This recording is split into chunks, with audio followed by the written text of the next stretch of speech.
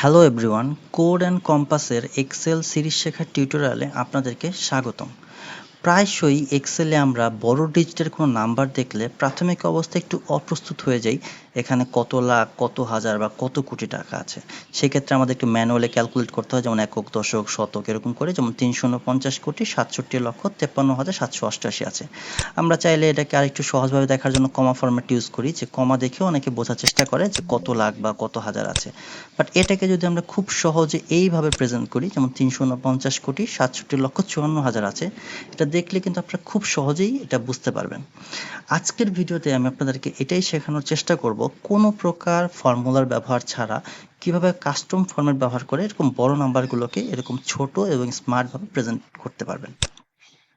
যেমন ধরুন, এখানে আমাদের কিছু র্যান্ডম কিছু নাম্বার দেওয়া আছে, যেটা দেখলে আমাদের প্রাথমিকভাবে একটু অপ্রস্তুত হবেন এর ভ্যালু কত। আমরা একটু ম্যানুয়ালি ক্যালকুলেশন করি, একক, দশক, শতক দিয়ে ৭৫০,৪৬,৮১,০০০ আছে, বা এটা ৪৬,৮৭১ আছে। বাট এটাকে আমরা আজকে এই ফরম্যাটটাতে ব্যবহার করব। তার আগে আমরা একটা এক্সাম্পল দেখি। যেমন ধরুন, আমরা যদি এটাকে লাখে ব্যবহার করতে চাই, তাহলে সবগুলোকে আমরা লাখ দিয়ে ভাগ দিচ্ছি। এখানে কিন্তু আমাদের সবগুলা ভ্যালু লাখে দেখাচ্ছে। আবার যদি আমরা কোটিতে দেখতে চাই, কোটিতে ব্যবহার করতে চাই, দেখুন আমাদের সবগুলা কিন্তু কোটিতে দেখাচ্ছে। কিন্তু ব্যাপারটা একটু আমাদের জন্য অস্বস্তিকর যে সবই আমাদের কোটিতে দেখতে হচ্ছে। বাট যদি কেমন হতো যদি সবগুলো আমরা লাখ, কোটি বা হাজার দেখতাম, যেটা যেভাবে প্রয়োজন, সেটাই আমরা আজকে এই ভিডিওর মাধ্যমে শেখার চেষ্টা করব। যেমন ধরুন, এখানে একটা ফরম্যাট দেওয়া আছে।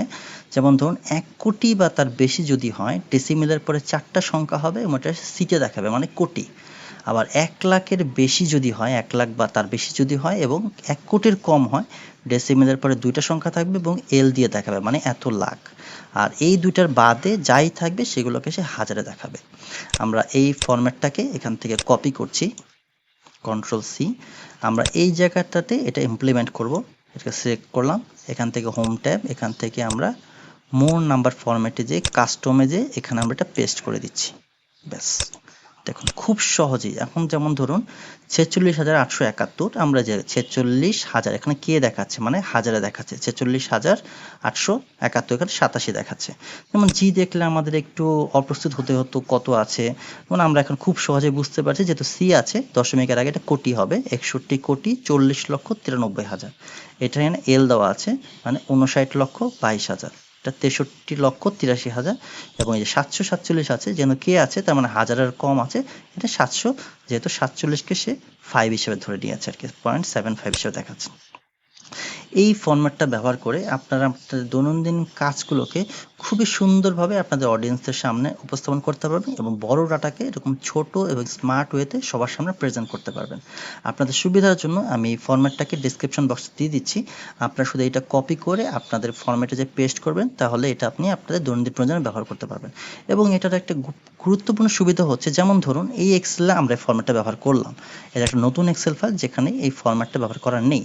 আপনারা শুধু এটাকে সিলেক্ট করে ফরম্যাট পেইন্টারে যাবেন, দিয়ে নতুন এক্সেলে যে শুধু যেটা পেস্ট করে দেবে, দেখুন ব্যাস এই ফরম্যাটটা কিন্তু এখানেও অ্যাড হয়ে গেছে। আপনি এখানে যেও কাস্টম ফরম্যাটে গেলে কিন্তু এটা পেয়ে যাচ্ছেন। এইভাবে আপনি আপনার সমস্ত এক্সেলে বা যত ধরনের বড় ডিজিট সংক্রান্ত কাজ আছে, আপনারা সব জায়গায় এটা ব্যবহার করতে পারবেন। আশা করছি ভিডিওটা আপনাদের ভালো লেগেছে। যদি ভিডিওটা ভালো লেগে থাকে, অবশ্যই ভিডিওটাকে লাইক করবেন এবং চ্যানেলটাকে সাবস্ক্রাইব করে আমাদের পাশে থাকুন। ধন্যবাদ, ভালো থাকবেন।